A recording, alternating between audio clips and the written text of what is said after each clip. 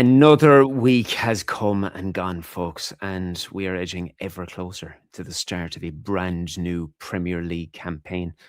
I don't know about you, Mr. Pilger, but in the words of Bilbo Baggins, I am quite ready for another adventure, sir. Absolutely, yeah. It seemed a bit of. I mean, normally would have started the season. The 22nd of August seems a bit later, but obviously because of the World Cup. And we're certainly ready, and especially after this morning's news of Carlos Baleba, it's even more exciting. But yes, I never pre-season always leaves me a bit cold, and so I'm very, very excited for the real stuff to get started. 100%. And yes, Baleba is fantastic. We do have to speak about it. Pre-season, obviously. That's where we're going to begin. But before we do begin, I just feel it is fitting to recognise Darren Webb today, known affectionately to many as Webby. The Manchester United community lost after a long battle with illness. If you have ever been to a game, been around the ground, the chances are that you've seen or had some form of interaction with the man. And his loss will undoubtedly affect many people for a long time. So, just our little bit from everyone at the Theatre of Red, myself, Sam, our thoughts go out to his friends, his family, and anybody else who was affected with his passing. But having been lucky enough to meet Webby on more than one occasion, I'm sure that he would have liked nothing more than to start chatting about United immediately, Sam. And where better to begin than with a horrific display and result against Ruben Amorim's led AC Milan? Your favourite coach, Ruben Amorim. Not the greatest way to end what was a positive pre-season tour, sir. No, it wasn't, but I suppose it's realistic. And I think, was it Harry Maguire or somebody gave a hint about pre-season in sense of, like it's not full-blooded tackles. The idea is to build your fitness and not get injured. I think you could see that on display there. It wasn't, I mean, 4 goals and is not great in your last game. But I think, and also I think, there was a bit of needle there. I think more from the fans and the players, because if we saw after the game, the vast majority of United's players gave Amorim a big hug. I think it was tellingly only Marcus Rashford, Kobe Mainu, and interestingly, Gallo, his Portuguese compatriot, who didn't seek him out and give him a hug. I think it was interesting because I think there's more bitterness from the fans there from what he subjected us to. And I think it showed that what was true, that Amorim never actually lost the dressing room. He didn't lose the dressing room. United were having a reasonable season. I think 7th when he got sacked. So it was interesting that the players were actually quite warm towards him. Yeah, it doesn't matter. It's a preseason friendly. I mean, in the build-up, it's like, oh, it'd be nice to beat him. But I mean, he was struggling, Amorim, with Milan's preseason. But yeah, I mean, it's glad. I'm glad it's over. The pretend football is over, and we get into the real stuff now. The pretend football, I love it. It's so many people get so caught up in it. And I'll never push back on anything that I was saying while we were winning during the summer. Like the results are irrelevant. It's good to see United win in a meaningless fixture, but the world doesn't end if they lose. It's like I said to you a few weeks ago when we were speaking, that we went from a situation on social media where the walls were falling down after a loss to Wrexham. And then we were Champions League contenders after beating a poor Rosenborg side, Yeah. I'm not going to lose my mind that we're beaten. But it was a poor display, Sam. There's no doubt about that. That said, I do retain plenty of my summer giddiness and the promise ahead of a new season, particularly with this morning's news regarding what appears to be the imminent agreement for Carlos Baleba, which is absolutely fantastic. In terms of a profile, it's exactly what you could be looking for with legs and that endless stamina and distance covering on the field. Now, for those of you listening who regularly listen to the show or anybody who reads our content, you'll know that we have covered that player for over a year, routinely highlighting the club's desire to bring him on board. And with everything that you're getting in terms of his age profile, the Premier League proven ability, and his characteristics and traits to complement the existing players in this squad, it's about as good as we could ask for, Sam, isn't it? I would say, I mean, my feeling is, I think when you say it's as good as we could ask for, I think the best we could probably ask for was Tchouaméni. And I feel, my feeling is, I think United held on as long as possible to see if there was any hope in that deal, and didn't want to get down to deadline day or something nervous or something silly. And with a good, a good couple of weeks before the deadline, have decided to act. I think Baleba, yeah, I think I'm excited by it. I mean, I think that the only risk is buying somebody after a mediocre season. I mean, he's had 3 seasons in the Premier League, which is great. Premier League proven player, which was obviously with Cunha and Mbeumo a huge success. United have repeated that with their midfield rebuild, all Premier League proven. But I feel, United will be looking for the player of his first 2 seasons, not last season. I feel that's clearly brought his value down, which is, I suppose, a good thing. But also, maybe young players always have a wobble. No one just has a trajectory that goes straight through the roof. And hopefully, he's had his wobble. The difficult second or third season, but he's had it at another club, and hopefully he can just step up for United. I think, last season he was substituting something like 15 games, a few of them at half time, which is always a bit of an indignity for a player. The word is that with a few niggles with injuries, small injuries, and also clearly he had his head turned by United, and I wouldn't say he was sulking, but clearly he was frustrated to miss out on that, which maybe gives some cause to concern. Character, if things don't get your way, you have a wobble like that. But he's a young man, still 22, and I feel that the raw attributes are absolutely perfect. As you said, the profile we needed after Santos, after Tielemans. He is the athleticism he has, being able to move around the pitch, swallow up the ground, break things down, but surge forward as well. That was the profile needed. And United have seemingly, or almost, he's not signed the contract, delivered. And I feel that he will complement the players well. And 4 midfielders for probably 2 positions, with the Champions League, with the Cups, with the Premier League, the United landscape is looking a lot more positive than it was only hours ago. There's been a slow grind of frustration, of tantrums, of annoyance. But these were to be had when the window closed and you could see the business that was being done. And these things take time. There was a fear, I understand, that Baleba's injury that he's carrying at the moment was more serious, not a season-ending one, but might last 3-4 months. It feels like mid to late September. So in sense of United season, that's 6 weeks. It wasn't so serious. That might have delayed it.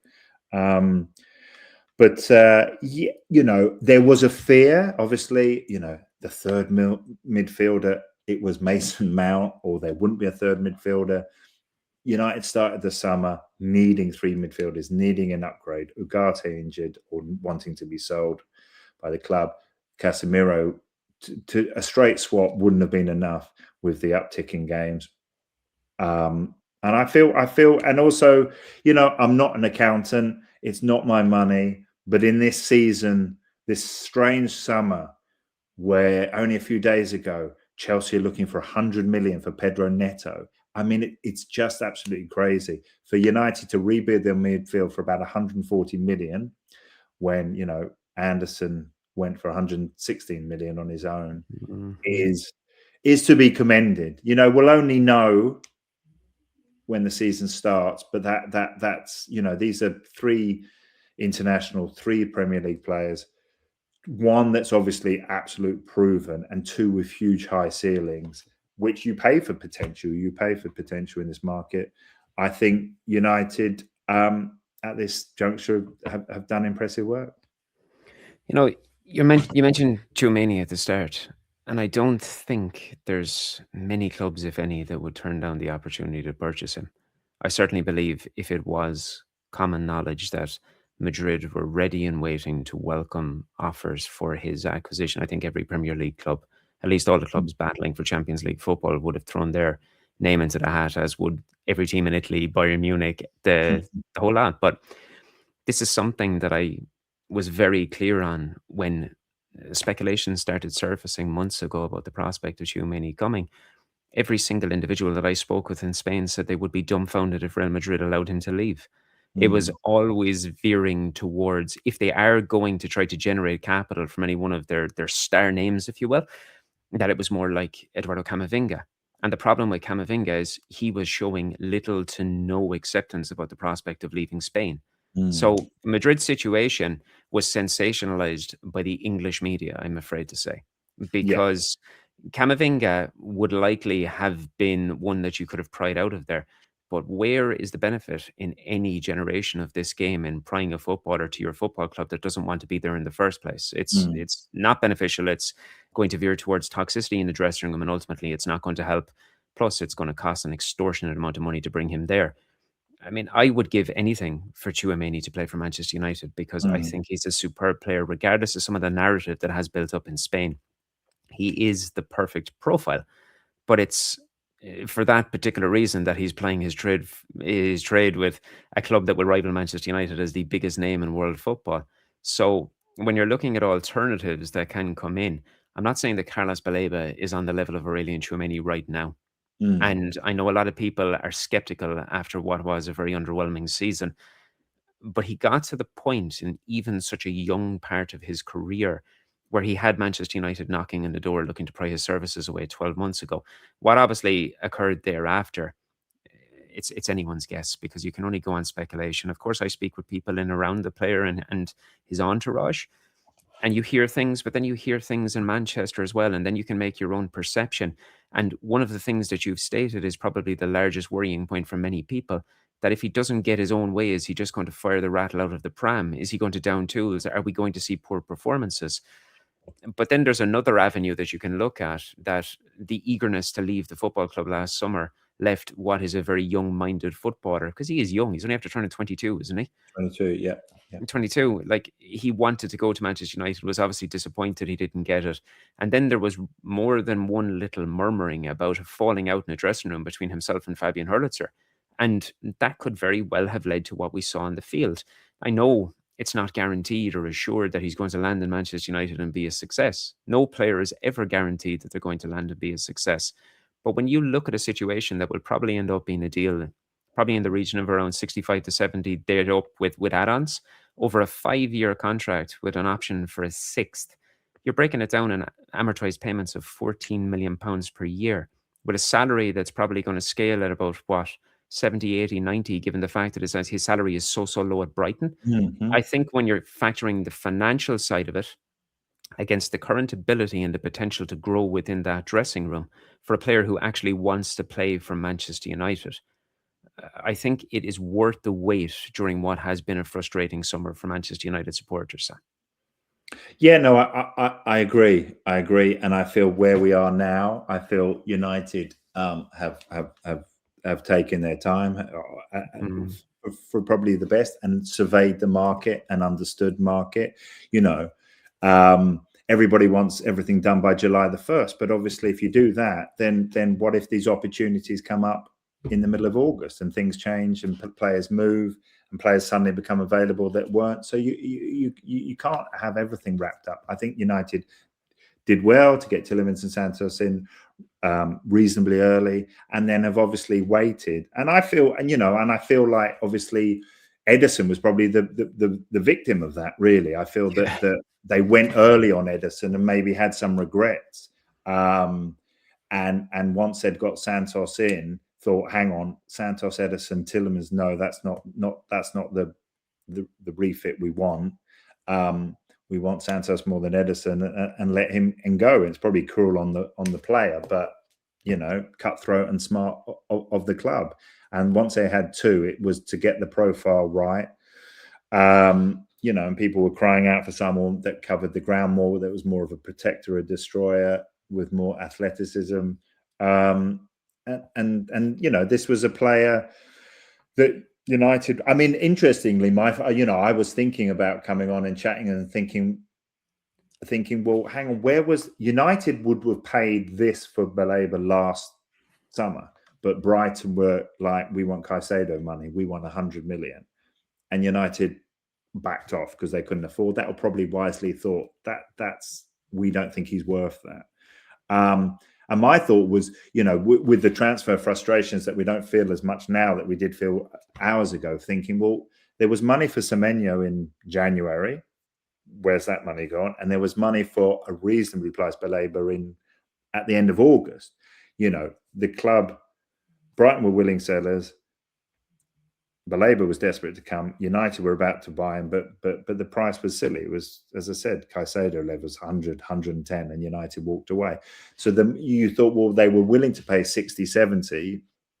Where's that? Well, where is it? It's here. It's being paid. And credit to United for being patient. Unfortunately, last time that happened, we didn't get the dividends of obviously Jadon Sancho when Borussia Dortmund wanted 110 million in the summer of 2020. We waited and paid, I think, 75. A year later, clearly that didn't work. But that's a different player and a different time. But United have saved up to 30, 35 million. Well, I say saved, they weren't ever going to pay as much. So I feel, and as you said, it's a player who wants to play for United. Why wouldn't you? With his background of Lille, Brighton, it's a huge step up. And the ceiling is enormous. So I feel he's fast, he surges, he moves, he's and he presses high as well. He presses high up the pitch. He has a huge amount of turnovers. I feel he could be a very, very special player for United. I think so. And, you noted as well when you were saying his time as Lille, he's now alongside Santos, two players that have honed their skills at a very young age in Liga, so maybe they'll have that bit of understanding inside in the club as well. And it is that athleticism you were speaking about that was sorely lacking against AC Milan for whatever that preseason friendly was. So it provides a different dynamic, a different characteristic within a squad that will be badly needed to rotate throughout the season. I tweeted this morning something along the lines that Ineos do have plenty to answer for. The general tone deafness towards working class supporters is not going to be forgotten, regardless of how many signings they make. But I do feel that this deal truly emphasizes the standard of the sporting department that is now in operation at the football club. And say what you will about Ineos as a whole, but this particular sporting department, if you're looking at the business they've done since they've come together as a collective with Wilcox, Barada, Vivel, and even Sansoni in the data department, I think they do deserve plaudits for their patience and their confidence and their commitment, really stemming to that line that has been coming out about judge us when the window is closed, don't they? Absolutely. I mean, I think to rebuild the United midfield for 145 million with three internationals, one hugely experienced, obviously the Belgian captain, and two with enormous high ceilings, all having played in the Premier League. So there's less of the risk. Obviously, the discovery of the Tielemans release clause was inspired, and the two, a huge player that United wanted a year ago, and Santos, who'd done well in his first year for Chelsea last year in the Premier League. I think it's incredible. I think it's interesting because I feel like the tiers. I felt like when United it was quite clear they wanted three midfielders. I thought the tiers would be there would be a wider gap in each tier. I thought there might be a sort of a marquee signing, and then two more sort of obvious squad players. Sort of maybe spent 200 million. An 80 million or maybe 180 million, a sort of an 80 million player, and 250 million. There would be more of the tiers. But actually, if you look at the three players, they're all on a similar level, which is a very good quality. There is a really good quality. There's not a player from abroad that's a bit of a punt, a bit of a risk. They all have that Premier League experience. They're all names. There's nobody from left field. Last year they were playing for Brighton, Chelsea, and Aston Villa. I think it's really impressive that the quality is really even. I felt there might be, a marquee, a solid, and then a bit of a risk of a younger player. A project. Yeah, a project, a real project.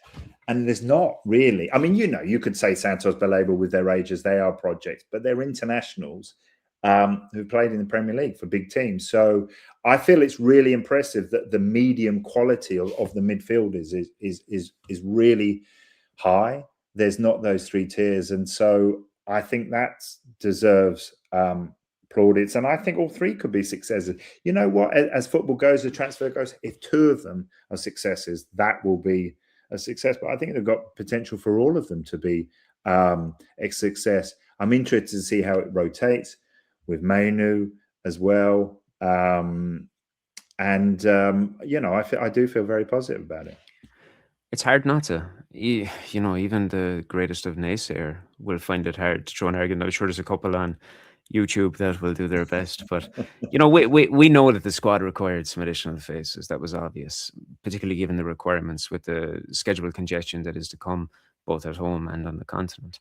But when you factor in Yuri Tillmans, Andre Santos, and the impending arrival of Carlos Baleba, barring some sort of a travesty in negotiations or whatever, do you believe that Michael Carrick is now equipped to progress on from his previous campaign with the addition of another left back per se, which we will get to later, or does he require more? I think he requires more, but then as fans, as watchers, we're always greedy. We always think one more. I think, as you touched upon, I think they know a left back is imperative, and not a project left back. A left back ready to start, and I think a backup striker as well. I feel United have gone through pre-season without a striker. I mean, Seshko's absence is a slight concern. I know he clearly won't start at Hull. I feel he is being targeted with a return for Hull, though. Yeah, do you think? Yeah, maybe on the bench or on the bench for sure. On the bench, yeah. Yeah, not to start. And I just feel like leg minutes in his legs. It's a shame nothing in pre-season. Obviously, Slovenia not being into the World Cup was a blessing for United. He could have a rest, but clearly he was rehabbing from an injury. No one really, and a shin. Shin's not. Yeah, I don't know what it was on a shin.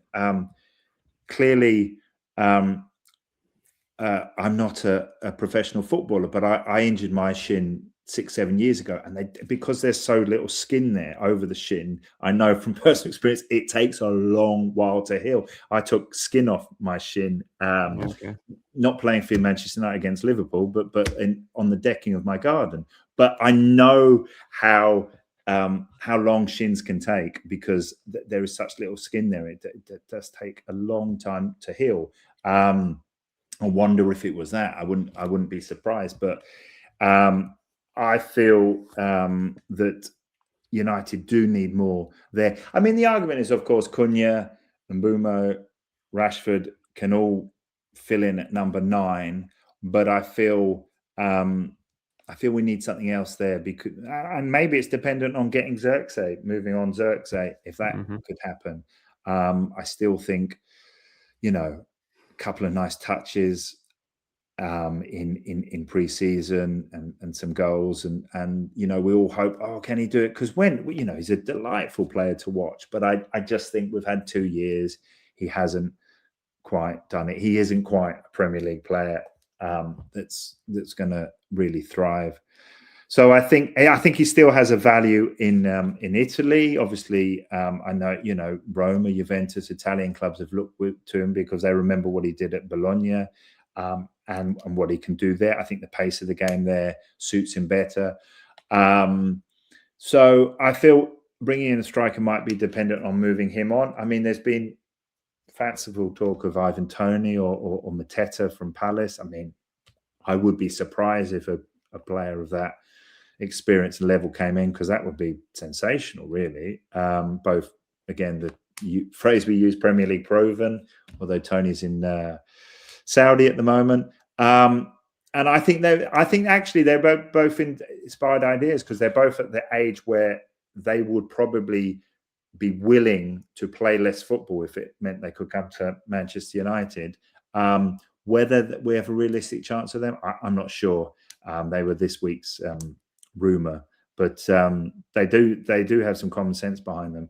So I think a left back and a backup striker, and this could turn into be a very impressive window again. And the last year's window was impressive too, as it turned out to be. So I feel we all feel a bit better and energized after this morning, and I feel this squad has growth in it and the ability. It is quite a young squad, and I feel there are players that can get a lot better with us who still played well last year, and I feel this is an opportunity. Obviously, with Guardiola stepping down, nobody looks super scary.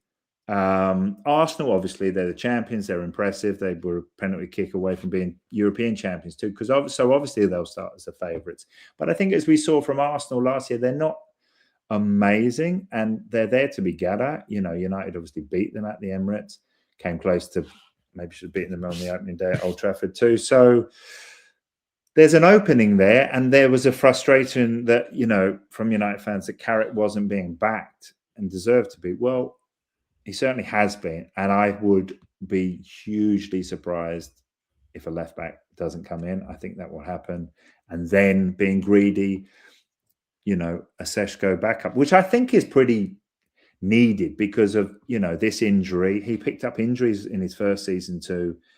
And again, no one can play the amount of games we hope to have next year of, 55, 60 games. So somebody that's not Joshua Zirkzee to step in and give him some space. There's not really an academy striker as well. There's not even somebody that you think, well, he could play 5-10 games. So I think United have to return to the market there too. So yeah, let's see. That would make me feel a lot better. And I think that the holes are so obvious that I feel like you don't always get what you want, but if those holes can be filled, and they're so obvious that they must be working on them, I know they're working on them, then United will, I don't want to talk about title challenge, but they will progress and have as good a season as last year, or probably better.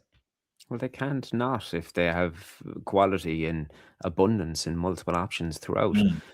The striker conversation that you mentioned, I actually spoke in great detail on last week's show with Daniel Kahn, who obviously is the correspondent with Sky Sports. He was of the opinion that he doesn't see it being addressed. And one of the reasons that he stands to is something that I've been saying for several weeks. It's something you and I spoke about previously. The Marcus Rashford situation coming back to the football club really, it put the cat amongst the pigeons because it was not an expectation. And I think if Rashford had not returned, obviously as well, I think it's worth saying for anyone listening right now, even though it looks very much likely that Rashford stays, the book has not been closed yet. And there is still a very, very small possibility that somebody may come in before the window closes to exploit what is an awkward situation for Manchester United. But him being at the football club, it maybe changes the dynamic regarding that left-sided attacker, that striker, because of the possibilities to utilize different players in different areas. And look, I will be the first to admit, I know that opens the door for conversations about square pegs and round holes, and I don't like those conversations. No. But salary and the amount of bodies that are available in certain positions can often alleviate desires for something more. But left back is not something that's going to be alleviated. And this is something I've been trying to provide some form of calm to anyone who converses with me across social media, because the club are fully aware. Luke Shaw had a fantastic season last year, amazing, but the first time he's completed a full season. And now you're adding the addition of additional domestic cup fixtures, European continental travel. It's an awful lot to put on his shoulders. And as I've said for quite some time, it is my understanding with Lewis Hall in particular that the club has been in touch with him, his representatives, for several months. It's not necessarily applying that narrative that Ineos waited for Newcastle to sell a bunch of players and then made this fictitious approach just for public imagery. But that said, the same rule has been applied with him about not overpaying and not attempting to discard internal plans in terms of remaining committed to an internal philosophy about being viewed as a pushover in the window. You've seen it with several players that United were linked with, for example, that the price is 80 million, another club goes in, the price is 40 million. It's this United tax and this nonsense that stands to it. There is a lot to be admired about pushing away from this. Look, it could come back. It could bite us in the arse with Mateus Fernandes going to Spurs. He may very well have been worth that extra bit of money that Ineos weren't willing to pay. But they're remaining committed to these internal parameters. And left back is an area of massive, massive interest. I'd be very surprised if it wasn't addressed. But before we go on with the player, you know what? What is your view on these financial parameters that I am discussing and the approach that they're taking? We've seen it with Baleba, for example, now. Do you agree with the logic, or do you see it as potentially harmful in moving forward to stick to your guns and dig your heels in so much? Well, I think, yeah, I mean, all fans just want, it's not their money. They just want to spend the cash. But obviously, it's not as simple as that. I think the net spend this morning before Baleba and the figure that people were using to absolutely batter the club was 35 million net spend, and that that doesn't look, and that United, the promoted clubs had bigger net spend and so forth. I think United were the 13th biggest spenders or something before the Baleba deal, but you always had to wait until the end of the window. I feel that they've taken the they had to. I mean, for so long United were taken advantage of. So for so long the United tax, and it did have to come to an end. And I feel they've been quite astute. I also feel. I mean, it's interesting because as we talked about before, United, to my surprise, were willing to pay the huge money for Mateus Fernandes. I think it wasn't the transfer fee that settled it. It was the wages, and I feel that that there again that was smart in terms of dressing room equilibrium, because Mainu had just signed a new deal for, I think, north of 100,000, 120,000, 130,000 or so. I think the Tottenham paid 250,000 for Fernandes. So immediately and Mainu's achieved more in his career. Won trophies in English football and started the European Championship final for England. So immediately Mainu would be happy with his massive wage increase, where I think his wages were quadrupled. And then he'd look at this guy walking in on double the wages. So again, that was smart to go, do you know what? That is too much. And so I feel United's approach in both wages, because as you alluded to earlier, Baleba is on really not a huge wage at all. He came from Lille without much experience, happy to be in the Premier League in Brighton. I mean, I've heard something as low as sort of 12,000 or something, Yeah. 12,500. I don't know, but it wouldn't surprise me. Of course, to come from Lille, Cameroonian kid at Lille to come into the Premier League on 12,000, be delighted. Well, he's proven he's a lot more. So I don't know what his United wages would be. I'm sure they would probably be around 100,000. So again, that is smart with both the wages and the transfer fees. So again, it has been smart, but that will only be proven during the season. And it's difficult to feel too pleased, because as I said before, it's not my money, but there has to be that balance. There has to be that balance. And so far, I think United have done it well. I mean, it's interesting, they haven't splurged on a player yet, and that was the case last summer as well. Mbeumo 65, Cunha 62, Seshko was a sensible figure. I mean, was it 70 or so? Lomans was a ridiculous 18 million in the bar. All bargains. So they haven't yet. Dorgu 25. Ineos haven't really splurged, and United are only the top 6 team not to have broken the 100 million pound barrier, and they haven't got close to it for a long time. Obviously, Pogba was 89 million, a world record 10 years ago, but since then, United, well, there's been Maguire and Anthony in the 80s, 80, 85. So there hasn't this summer, and I don't think there will be. There's not going to be a 80, 90 million pound player now, not now. At the No. start of the summer, maybe. So it's interesting that there is a pattern where United are saying we're not going to that, level, and it brought third place in the Premier League last year, a relative success when United were 15th of the year before. So let's see if it works again. All things considered, yeah, it did bring success. And look, ultimately, I think we've got into a situation and a way of thinking in the modern game that the more you spend, the more it guarantees success. It's something that I almost argued with several people online when it came down to the conversation about Yuri Tillmans and Santos coming into the football club, because I made the point that I think people would feel an awful lot better about the situation if United had spent more than double on Bruno Guimaraes instead of Yuri Tillmans, even Mm. though they're a relatively similar uh, profile, a very similar Yeah. comparison. There's only 6 months between them. But had United to have spent 75 million, a lot of people would have seen it as ambition rather than penny pinching. And that changes the perspective. And all it takes is a couple of well followed people online to start pushing some sort of a narrative, and then it builds and it becomes something far more that. But the players are there. The desires for a particular style of player is there, and it's all coming through the data department with Michael Sansoni. This is something that I've been stressing for ages. There's a caliber of player that's built into a short list of desired players. If they can't get one or two, they'll move to three because they're confident in the level of data and metrics that are there. And I mentioned Lewis Hall. It's easy to see what the club wants him. Age, ability, potential, Premier League proven. And as we've reported for some time, that we're told that he would be keen on the move, but given his ties to Newcastle, he doesn't look like he's overly happy with the idea of forcing a move at a time when they're already hemorrhaging left, right, and centre. United have clearly set him as their number one priority, Sam. And I am of the belief that if they can secure a deal this summer, which is looking increasingly unlikely as every day goes by, I'll do it. I wouldn't close the book on that either.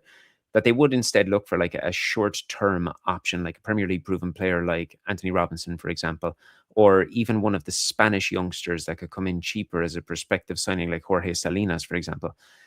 They can come in for squad depth to help Luke Shaw, with a view of then turning towards Hall next summer in a very similar manner like we've seen with Carlos Baleba. So is that something that you could get behind in terms of bringing in a body that can help now and then returning for the long-term bolster at a higher fee in 12 months' time?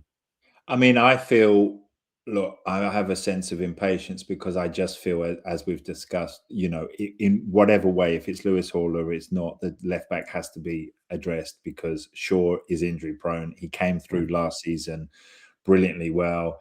That's unlikely to happen again. But also, he's not the Luke Shaw of 5 years ago.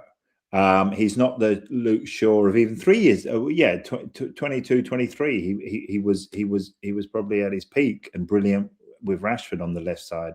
The Luke Shaw who scored for England in the Euro final after 2 minutes. And getting as far up to their 6-yard box.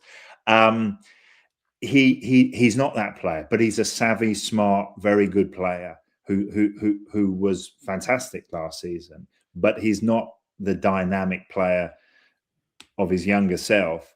And so, even if he was that dynamic younger self player, it still would need cover and still mm, would need something else. And so, I feel it has to be addressed this summer. And Lewis Hall, who does want to come, obviously, you don't want to stick around at Newcastle. Newcastle seem to have, for the moment, have peaked, sold a lot of their players. They've got a new manager coming in. I understand that Lewis Hall and Eddie Howe had the same same agent. representation, Yeah, yeah. which would have made, it's happened before. It's football, it's business, but that would have made it slightly uncomfortable. With Howe obviously wouldn't want to sell him.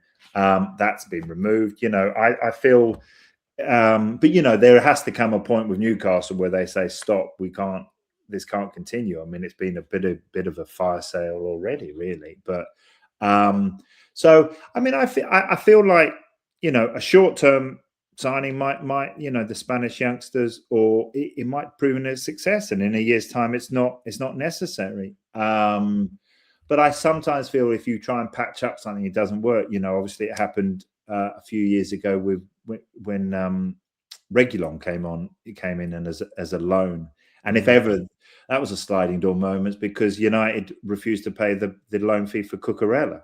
Yeah. Chelsea were willing to sell him or get rid of him, even on loan. But I think it was a loan fee of 7 million, and Oh, United it thought, was pennies they were willing to get rid of him for. Yeah. and you look at that. He goes on to win the Euros, the World Cup, and move to Real Madrid. And United, unfortunately, United could have had an incredible player there, and sort of didn't like the loan fee, which I understand, which was high for a player that was, a Chelsea squad player, and regular who wasn't a success, who didn't. And United wanted to sign him a few years before, and he was the hot talent, and clearly that didn't happen, and he wasn't a great player for United. So you try and patch up, it doesn't work. I kind of feel, United's net spend is still not huge. It's still under 100 million. Even if Baleba does come in, it would be, I don't know, 90, 95. So I feel like there is still room for one more signing. As I said earlier, United had 60 million for Semenyo that wasn't spent in January. So there is more room for something better. And I feel Lewis Hall would be absolutely ideal. It feels like it's the Luke Shaw 10 years on ideal player. But Newcastle don't want to sell their best players. Well, they don't, and they've sold a lot of them. So let's wait and see. I think they'll have a push, but I think they'll have another push, but then have something in reserve if Newcastle don't want to play ball. Yeah, 100%. When you mention Cucurella, Reguilon, I'd love to see that particular situation play out now with the current data department. It'd be very interesting to see what Sansoni and his crew would return as the most suitable applicant for the left back position. And would Cucurella have been passed up with this team behind it? I'd be very interested to see that. But I was naturally inundated with emails and questions throughout the week relating to season expectations, given the time of year we're at, and what is a realistic target for Carrick ahead of the campaign. Sort of drawing back on something I've said already, in my eyes, whether it was Tielemans or Guimaraes, whether it was Santos or Gomez, for example, or whether it's Baleba or Tchouaméni, progression on last year in Champions League qualification has to be the goal, Sam. So many people forget that all of this financial scenario that we're discussing, it has come by way of a lack of regular Champions League participation, regular qualification. So that has to be the number one target for a side that's looking to progress itself and to have perennial success. But alongside that, I do believe the progression to the last 16 or the last 8 of the Champions League and a strong run in one of the domestic cups would be a very solid return for a manager in his first full season with this increased congestion schedule. Would that be classed as a good year for you to maintain Champions League qualification and to show progression towards those at the top as well as a good run in the cups? Yeah, I agree. I feel probably a title challenge is we could be shocked, but it's probably maybe a season too early, just beyond us. I feel have to stay in the Champions League positions. Have to. I see. We're probably not as bold in the transfer market as we might be this summer because we've missed out on Champions League cash for the last few seasons. I think that you have to remain there. You have to remain there to attract players and to have the money to attract players too. So even though that's not doesn't have much romance behind it, but obviously if you finish Champions League places, you're winning a lot of games, and the feeling is good, and that is a success in itself in this era.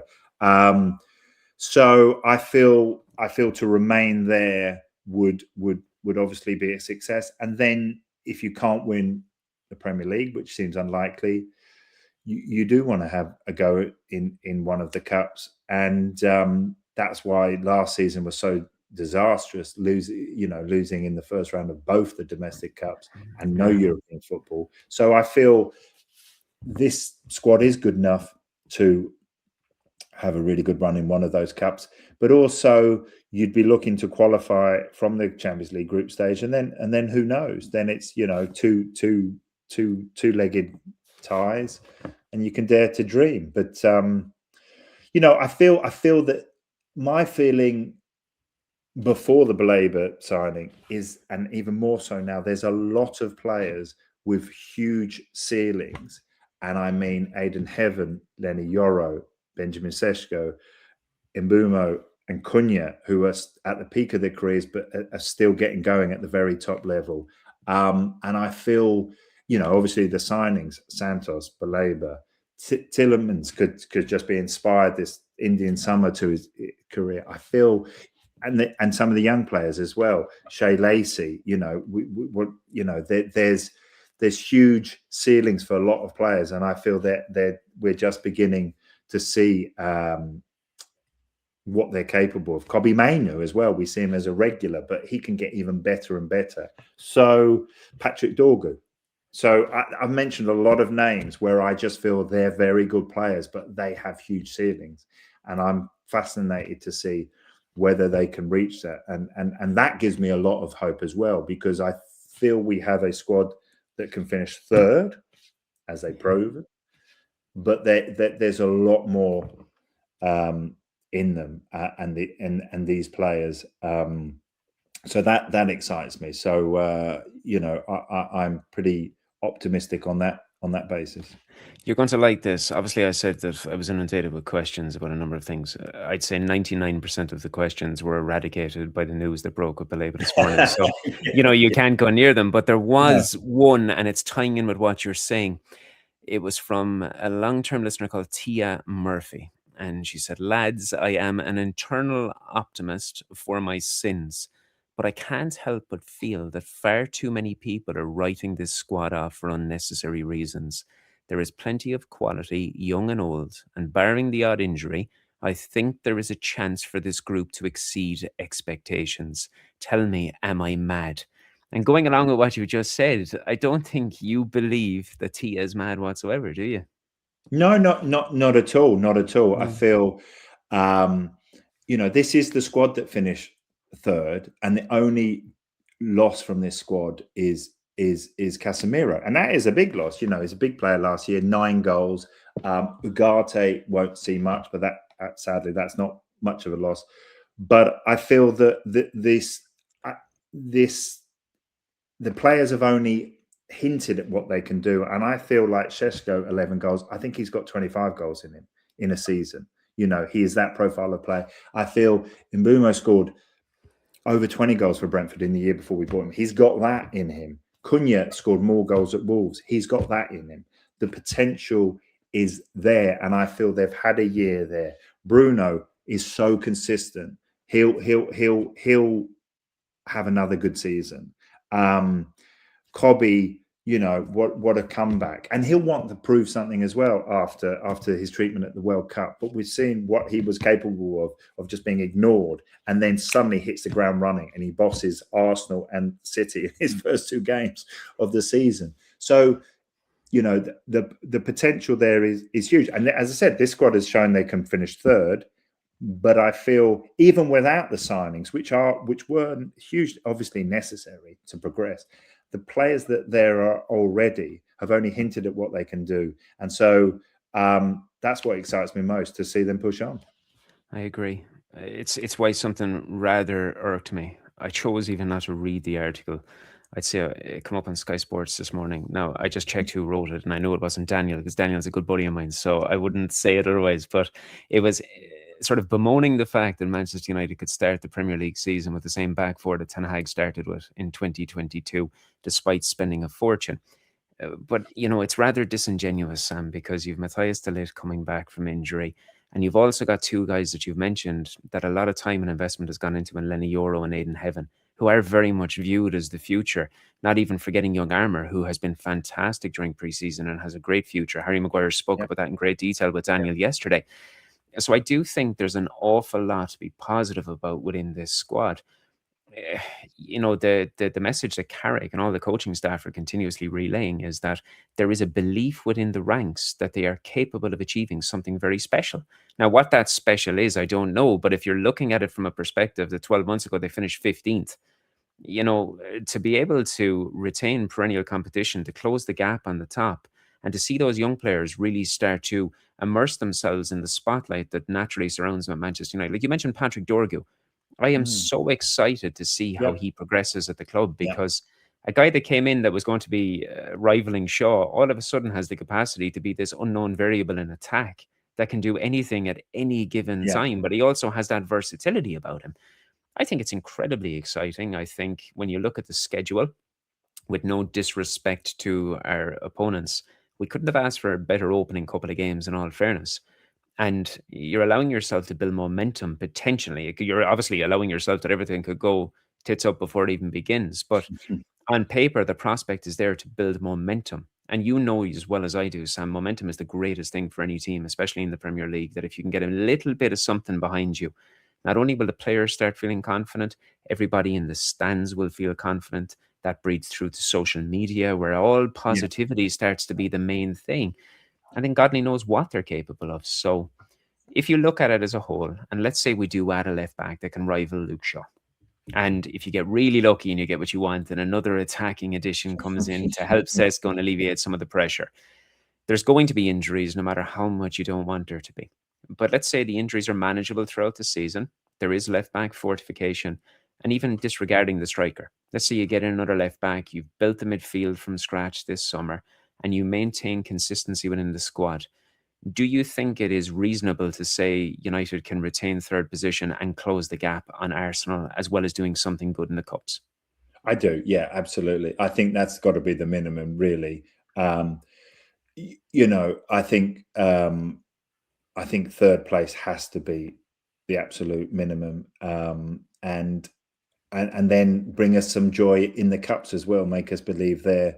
I think there's the ability to win a lot of games. You know, you look at Carrick, which were funny enough we haven't spoken about much, but this is his Mm. first full season. This is first preseason, first transfer with summer transfer window. But you know, he you know two defeats in 17 games.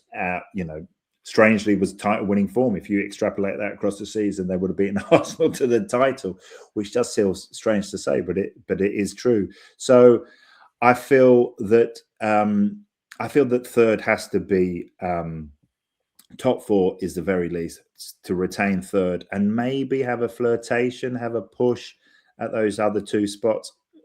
You know, who knows? Who knows? And then, you know, so much of the season as well was just absent last season. There'll be a lot of cup football now, a lot of cup football, a guarantee of 8 Champions League games. First time we've played in this new format. That's right. Yeah. Which goes through to January. You know, there's 8 games there, 4 at home, 4 away, more cup games. You know, there hopefully is a lot of excitement, a lot to look forward to, and just not empty midweeks. God, they were painful last year. They were so painful. Those God. empty midweeks. We don't have that now. You finish the game on a Saturday or Sunday, and you go, right, we've got a game on Tuesday or Wednesday, and that you look forward to that. So No more Thursdays. no more Thursdays. No, hopefully they're who knows. For the time being. Not for the time being, and hopefully not for a good while. But yeah, I think third and some exciting cup runs are there to be grasped. I share that. And again, sir, obviously fantastic to spend some time with you. Cannot wait for the start of competitive football. To you, kind listener, thanks again for giving us your time. I hope you're as looking forward to the start of the Premier League season as we are, and news about Baleba and whatever else is going to occur toward the end of the transfer window. Continue sending your questions through to us on editor@theatre-off-red.com by email or via our socials. I'm sorry I couldn't get to a lot of them today, but for obvious reasons. There was a lot of questions answered by United's actions in the market. So we will be back next week and we'll cover everything that occurs. Hopefully a win, hopefully 3 points, and hopefully further squad advancements. So until then, enjoy your weekends and we will catch you all very, very soon.